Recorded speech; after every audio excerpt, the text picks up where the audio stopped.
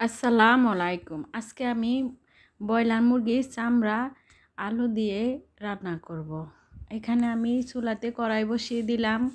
কড়াইতে আমি 2 টেবিল চামচ তেল দিয়ে গরম মশলাটা দিয়ে দিলাম। গরম মশলাটা আমি ভেজে এখন আমি পেঁয়াজ দিয়ে দিলাম। পেঁয়াজটা আমি একটু ভেজে নেব, নরম করে নেব। আমার পেঁয়াজটা ভাজা হয়ে গেছে। এখন আমি 3-4টা কাঁচামরিচ ফালি করে দিয়ে দিলাম। কাঁচামরিচটাও আমি একটু ভেজে নেব।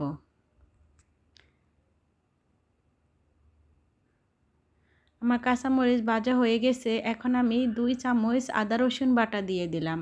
আদা রসুন বাটা দিয়েও আমি একটু ভালো করে ভেজে নেব, যাতে কাঁচা গন্ধ না থাকে। আমার ভাজা হয়ে গেছে। এখন আমি একটু পানি দিয়ে দিলাম। পানি দিয়ে এখন আমি শুকনো মশলা দিলাম। আমি স্বাদ মতো লবণ দিয়ে দিলাম। 2 চামচ মরিচের গুঁড়া দিয়ে দিলাম। 1 চামচ হলুদের গুঁড়া দিলাম। 1 চামচ জিরার গুঁড়া দিলাম।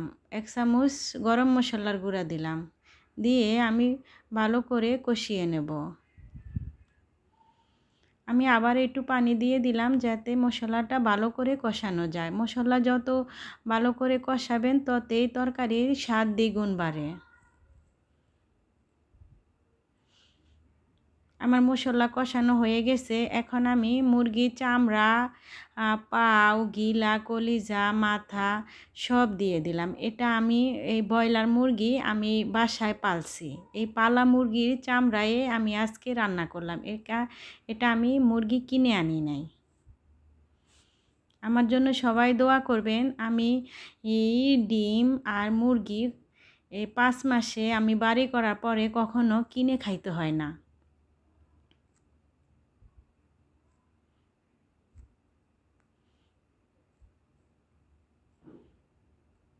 দেখেন কত সুন্দর কালার আসছে। এখন আমি দিয়ে দিলাম আলু আর পেঁপে।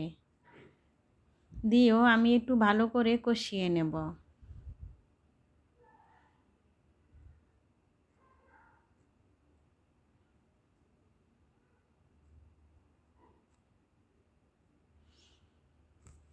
আমার কষানো হয়ে গেছে। আমি অল্প একটু ঝোল দিয়ে দেব, যাতে পেঁপে আর আলুটা সিদ্ধ হয়। মুরগির চামড়া তো কষানির সাথেই সিদ্ধ হয়ে গেছে। ওটা তো নরম জিনিস না, ওটা তো তাড়াতাড়ি সিদ্ধ হয়ে যায়। আলু সিদ্ধ হওয়ার জন্য একটু ঝোল দিতে হয়েছে। এই ঝোলটাও আমি একবারে শুকনো শুকনো করে ফেলবো। আমার রান্নাটা শেষ করলাম। এখানে আমি গরম মশলার গুঁড়ো দিয়ে দিলাম। গরম মশলার গুঁড়া দিয়েও আমি রান্নাটা শেষ করলাম। আপনারা সবাই ভালো থাকেন। আল্লাহ।